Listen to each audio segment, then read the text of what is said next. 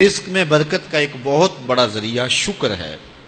ارشاد فرمایا لَإِن شَكَرْتُمْ لَأَزِيدَنَّكُمْ، اگر تم شکر کرو گے وہ تمہیں اور زیادہ عطا کرے گا، اور اگر تم شکر نہیں کرو گے وَلَئِن كَفَرْتُمْ، کفران نعمت کرو گے إِنَّ عَذَابِي لَشَدِيدٌ، تو پھر میرا عذاب بڑا سخت ہے۔ رزق کے اضافے کا ایک اور بہت بڑا سبب انفاق فی سبیل اللہ ہے۔ اللہ فرماتا ہے جو تم خرچ کرتے ہو تو جو چیز تم نے نکال دی اس کی جگہ اللہ تمہیں اور عطا کر دیتا ہے۔ بعض کا ہمارا یہ ہوتا ہے کہ کوئی آدمی مالی بحران میں آ گیا تو وہ کرتا کیا ہے کہ جو راہ خدا میں دینے کا کھاتا تھا پہلے اسے کلوز کرتا ہے، یہ فلاں مدرسے کو دیتے ہو یہ بھی بند کر دو، یہ مسجد کو دیتے ہو یہ بھی بند کر دو، یہ فلاں غریب کو دیتے ہو یہ بھی بند کرو، حالات ٹائٹ ہو گئے ہیں۔ لیکن 5 گاڑیاں ہیں تو 2 گاڑیوں پہ گزارا کر لیا جائے، پیٹرول بچے، یہ نہیں ہو سکتا۔ گھر کے لچھن وہی ہیں لیکن بند کہاں سے کیا؟ جہاں سے رزق آنا تھا۔ ہمیں تو یہ حکم دیا ہے جب رزق تنگ ہونے لگے صدقہ دے کے رب سے کاروبار کر لو، صدقے سے تمہارے رزق میں اضافہ ہوگا۔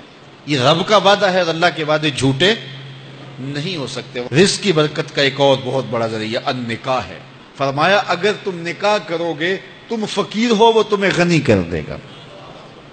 لوگ کہتے ہیں بچہ پیروں پہ کھڑا ہو لے تو پھر نکاح کریں گے، اللہ کہتا ہے تم نکاح کرو ہم پیروں پہ کھڑا کر دیں گے۔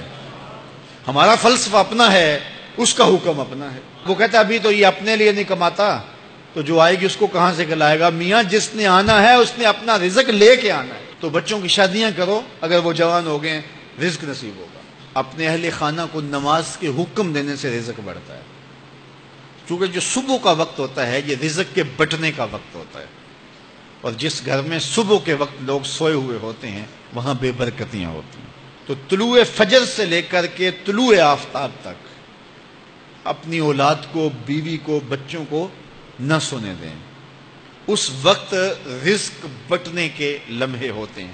کثیر دعائیں مانگیں، تلاوت کلام مجید پڑھیں، اور نماز فجر مرد حضرات مسجدوں میں جا کے باجماعت ادا کریں، اور گھروں میں جو ہے وہ بیٹیاں بہنیں مصلے بچھا لیں تو اللہ کی رحمتوں کا نزول ہوگا۔ اب ایک حدیث میں رزق کے اضافے کا ایک اور نسخہ ارشاد کیا گیا۔ میرے حضور نے فرمایا جو شخص یہ چاہتا ہے کہ اس کے رزق میں برکتیں ہوں اور اس کی عمر میں اضافہ ہو تو وہ اپنے رشتہ داروں کے ساتھ سلوک اچھا کرے۔ رشتہ داروں کے ساتھ اگر اچھا سلوک کرو گے تو پھر تمہارے رزق میں برکت ہو۔ غریب ہیں تو ان کی مدد کرو، ان کی بیٹیوں کی شادیاں اپنے ذمے لے لو اگر اللہ نے آپ کو وسعت دی ہے، ان کی پریشانیاں بانٹ لو، ان کا قرضہ ہے تو اتارنے کی کوشش کرو، ان کو مشکلات سے نکالنے کی کوشش کرو۔ تم ان کو مشکلات سے نکالو گے اللہ تمہیں مشکلوں سے نکالے گا۔ تمہارے رزق میں بھی برکتیں ہوگی اور تمہارے مال میں بھی برکتیں ہوں گی۔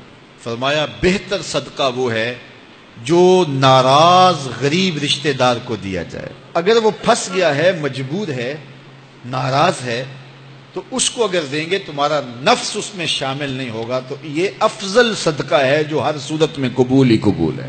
رزق کے اضافے کا ایک اور سبب الاحسان الی الضعفاء، جو کمزور لوگ ہیں ان کے ساتھ اس نے سلوک کرنا۔ الانفاق علی طلبۃ العلم، طالب علموں پہ خرچ کرنا، یہ بھی رزق میں اضافے کا سبب اور ذریعہ ہے۔ وہ حضرت بابا فرید نے کہا نا 6واں رکن دین کا روٹی ہے۔ گھر میں کچھ نہ ہو تو پھر نہ نماز اور نہ ہی دیگر امور کی لذت آتی ہے، تو یہ رزق فراواں اور وسیع اور مبارک نصیب کر دے اللہ۔ تو اس کے لیے ایک اور وظیفہ میں دیتا ہوں، اور وہ یہ کہ مغرب کے بعد 21 مرتبہ سورۃ الکوثر پڑھ لیں، کثرت ہو جائے گی انشاءاللہ۔ اول خدوشی پڑھ لیں، 5-7 منٹ لگتے ہوں گے، تو سورہ کوثر 21 مرتبہ روزانہ مغرب کی نماز کے بعد پڑھیں، اور اگر بہت زیادہ مسائل ہیں تو ہر نماز کے بعد پڑھ لیں، تو انشاءاللہ آپ دیکھیں گے کہ گھر میں برکتیں اترتی محسوس ہوں گی، انوار کا نزول ہوتے محسوس کریں گے۔ تو یہ وہ رزق کے اسباب ہیں، اگر ہم اختیار کر لیں تو ہم اللہ کی خاص رحمتوں کے حقدار ہوں گے۔